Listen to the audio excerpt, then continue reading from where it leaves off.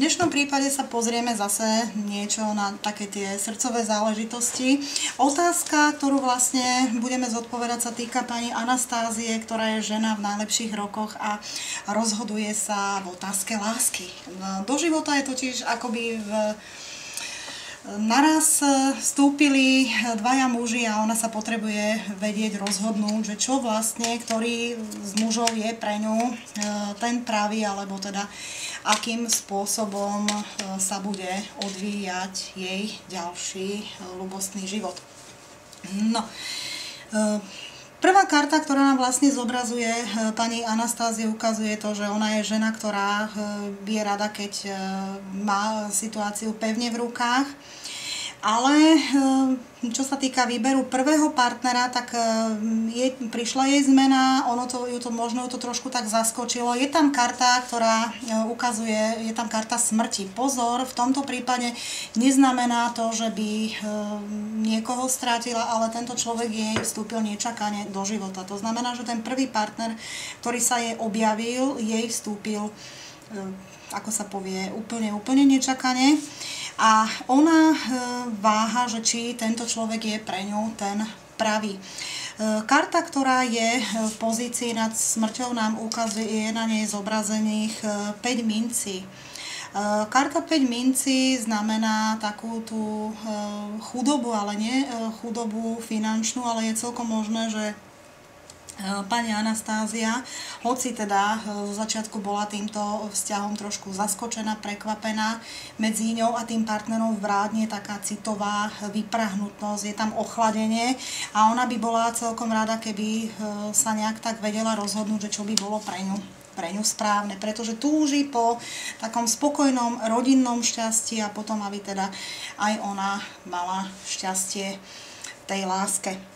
Pri pohľade na ďalšie karty, tam máme zobrazeného ďalšieho partnera, ktorý je trošku takým, ako by som povedala, protipólom toho partnera. Prvého je to človek, ktorý rád pomáha, druhým je šľachetný a je to človek, ktorý, ona pri ňom cíti takú oporu a aj stabilitu. Pozrieme sa na ďalšie karty, ktoré vlastne nám ukazujú, ako by sa mala rozhodnúť, alebo čo by bolo dobré pre ňu. V každom prípade je tam karta, ktorá sa nám ukázala v strede, ktorá znamená spravodlivosť, znamená to, že je dôležité nejak spraviť rozhodnutie, ale nebolo by dobré sa unáhliť. To znamená, že dôkladne to zvážiť. A to, že sa rozhodnutie týka lásky, je to vlastne táto ďalšia kartička. No, čo sa týka pani Anastázie, tak v podstate pre ňu je dôležité to, aby vedľa seba mala nielen niekoho, aby nebola sama, ale aby to bol aj niekto, s kým si má čo povedať, aby to bolo založené na priateľstve, dôvere, komunikácii a aby ten človek bol aj dostatočne zodpovedný. Preto sa nám tu ukázala karta, na ktorej je cisár. Vlastne cisár znamená taký ten zodpovedný, racionálny prístup k životu a znamená to, že pani Anastázia vedľa seba naozaj potrebuje človeka, ktorý je zodpovedný, ktorý je stabilný, na ktorého sa môže v ktorejkoľvek životnej situácii spoľahnúť, ale zároveň je dôležité pre ňu, aby to bol človek, ktorý ju bude aj priťahovať. Sú tam nové začiatky. Je tu karta blázna, ktorá symbolizuje niekedy obdobie, nemusí ísť obdobie zamilovanosti, ale o nové začiatky, o to, že niekedy sa rútime dopredu a neuvažujeme. Mnohokrát sa aj povie, že má viac šťastia než rozumu. No.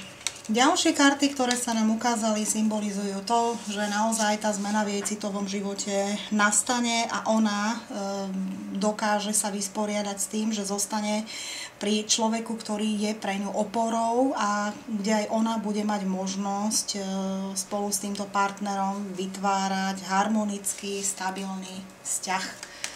Takže láska tam bude a vyzerá to veľmi dobre. Takže všetko je v rovnováhe, čakajú šťastie, ako sa povie, blízka sa aj na lepšie časy, bude tam spokojnosť, vyrovnanosť. Nevylučujem aj to, že bude cestovať. Tam boli tie karty vo výklade a rozhodne nebude mať vo svojom ďalšom živote s partnerom núdzu o príjemné zážitky. Takže radosť, šťastie sú na dosah a verím tomu, že pani Anastázia využije možnosť, aby aj, ako sa povie, vo svojich najlepších rokoch, aj keď by to už vôbec nečakala, zažila ešte trvalé šťastie, spokojnosť a najmä lásku v partnerskom vzťahu.